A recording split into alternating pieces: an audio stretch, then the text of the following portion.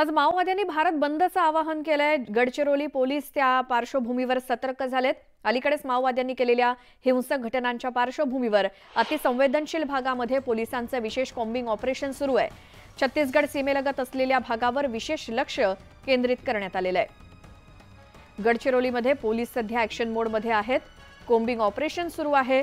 गेल्या काही दिवसातल्या माओवाद्यांच्या कारवाया पाहता पोलीस सध्या सतर्क झालेत आणि सीमेलगतच्या भागावरती विशेष लक्ष पोलिसांनी केंद्रित केलंय।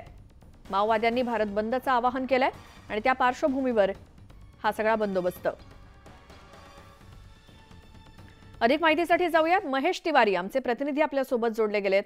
महेश, काय तिकडची परिस्थिती आहे गडचिरोलीतली सध्या? श्वेता, माओवाद्यांनी 2 दिवसापूर्वी भामरागड तालुक्यात वाहनांची जाळपोळ केली होती। त्या ठिकाणी पत्रकं टाकली होती आणि त्यांनी त्यात भारत बंदचं आवाहन केलं होतं। एकूणच माओवाद्यांचा हा भारत बंदचा प्रभाव काही दिसत नसला तरी पोलीस मात्र सतर्क आहेत, कारण छत्तीसगडमध्ये माओवाद्यांच्या हिंसक घटना मोठ्या प्रमाणात वाढलेल्या आहेत आणि गडचिरोलीच्या सीमावर्ती भागात सुद्धा माओवाद्यांच्या हालचाली असण्याची शक्यता नाकारता येत नाही। त्यामुळे गडचिरोलीचे एसपी निरोत्पल यांनी खूप विशेष दक्षता घेतलेली आहे।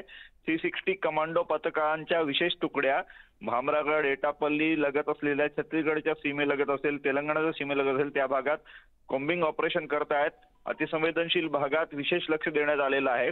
छत्तीसगड सीमेलगत असलेले ज्या पोलीस ठाणे आहेत त्या पोलीस ठाण्यांच्या सुरक्षा व्यवस्थेत सुद्धा वाढ करण्यात आलेली आहे आणि कुठल्याही पद्धतीनं माओवाद्यांचा छत्तीसगडच्या सीमेतून महाराष्ट्रात प्रवेश होऊ नये या दृष्टीने पोलीस 360 कमांडो हे अलर्ट मोडवर आहेत।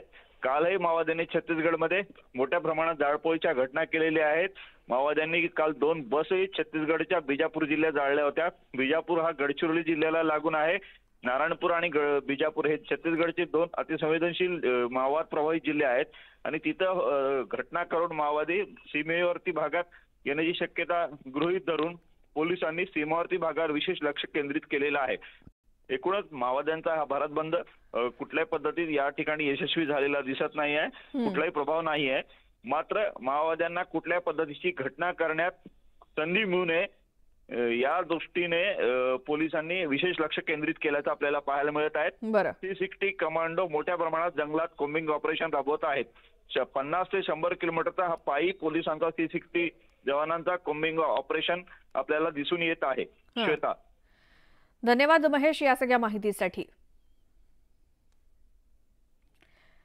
आणि बातमीसोबतच वेळ झाली महाराष्ट्र अनलिमिटेड मध्ये एका छोट्याशा ब्रेकची।